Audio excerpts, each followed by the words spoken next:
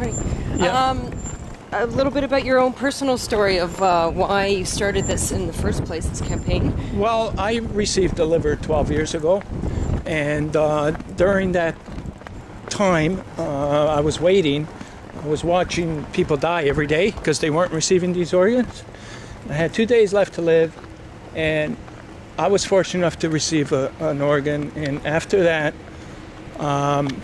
I wanted to change this situation because people thought at that time that people that received these organs were hooked up on all these machines and everything, and, you know, and you didn't live long after you received an organ. Mm-hmm. So what I did was, after I received my organ, I carried that torch across Canada and just told my story.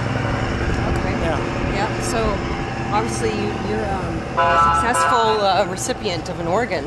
Yeah. And that's what. Yeah. And what I wanted to do was to tell people that, look, you know, this organ donation is a cure.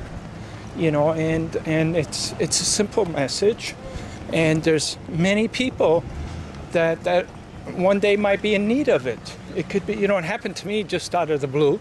You know, I was a fitness promoter all my life, and then all of a sudden there was something wrong with my blood work, mm-hmm. and then all of a sudden I needed a liver. Wow. So it could happen suddenly like that to anybody. Yeah. And then they find out that, you know, whether it's a liver, a heart, a kidney, or whatever it is, they find out that the only thing that's going to save their life is a transplant. And then they find out that there's a shortage. And now what we're here to do is say that we can solve this shortage. We can fix this. This is something that's fixable, it's solvable. So that's why and it feels like we're a one-man team. You know, even though we've gotten a lot of people to get behind this, there's still a lot more work to do. You said that Canada is one of the lowest rates of organ donations, but have you seen any improvements since you started your campaign? Yeah, I have. There's been private members' bills that have been constructed. They're starting to get some more programs underway. People are starting to talk about it.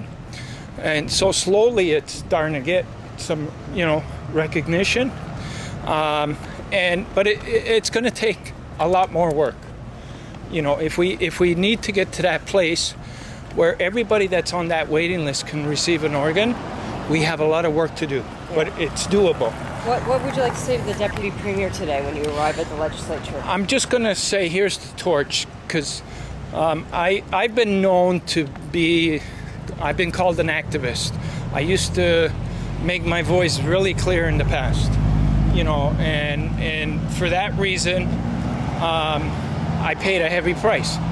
You know, trying to save people's lives and trying to let, you know, I pay. So on this campaign, I think they know my background, you know, so I don't like surprise them with any statements. No. I told them I was just going to bring the torch to them. That's what we're doing. Afterwards, if we can get some conversation going on what, you know, this territory can do, then at least there might be a door open. Is there any, have you raised money for this cause, or is it simply raising awareness? Well, with myself, I had to mortgage my house to get this far, and I'm at the brink of losing my house. Unless, you know, I'm at the brink of losing my house. That was why I got mixed feelings, you know. Because when I finish this, I'm going home where there might not be a home. So what, you're not raising money then on this campaign? I can't. I'm juggling too many things. I'm a one-man team. Like, to organize, like, all these events, thousands of events, yeah. It just, I don't have time to, you know.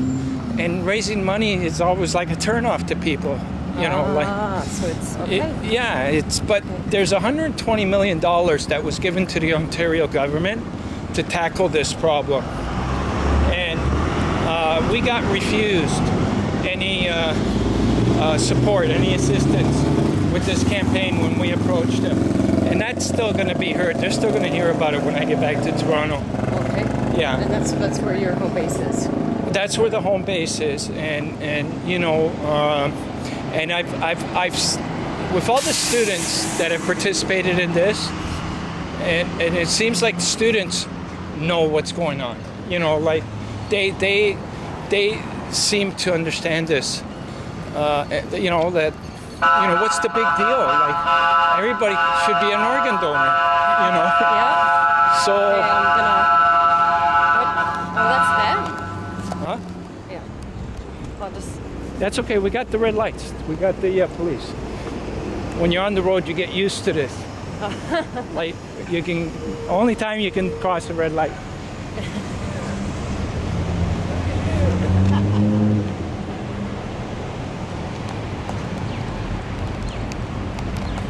No beeps and hollers yet.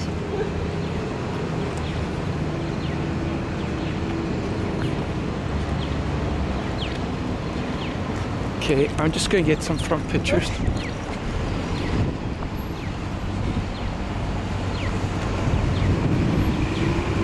Did you ever have to do an assignment like this? No, this is the first. Not exactly. No, Not exactly. Like this.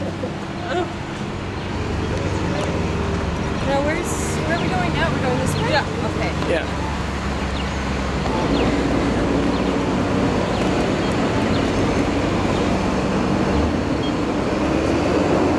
You know, there's the other thing too that I wanted to talk to you about, the religious aspects and cultural aspects of this. When I carried that torch across Canada, somehow the Pope called me up to bring the torch to Vatican City.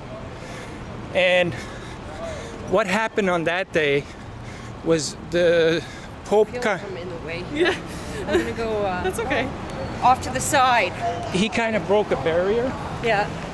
and he said that organ and tissue donation was a genuine act of love.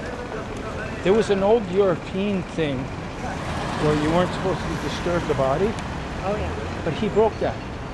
Like he said, he encouraged everybody to become organ donors. Yeah.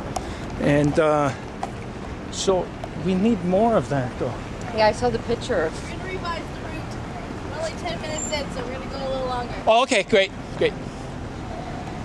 Yeah, you seen the picture, right? Yes, yeah. Okay, so... And blessing, yeah. Yeah, and what he did that day, he made a proclamation. And he talked to all the religions of the world. And so... So you went to the Vatican with the... Yeah, Oh, wow. with that, yeah. And the Pope blessed it. Yeah. So when I came back, he mentioned to get the youth involved to carry it, to plant the seeds with the youth, you know, because he was way ahead of his time. Like he knew that. We should have a sign or something. I know there's so many things we should have had, but you need funds. Yeah. You need. I had a road crew at the beginning. You had what? I had a road crew. I had 6 people on the road with me, with a motorhome, with the signs, and you know. But we didn't get the funding. There was no funding. Okay, guys, I'm gonna head straight Okay. to Sir John. Okay. We'll see you there. Maybe about 10, 15 minutes. Yeah. Yeah. About that. Okay. See you soon.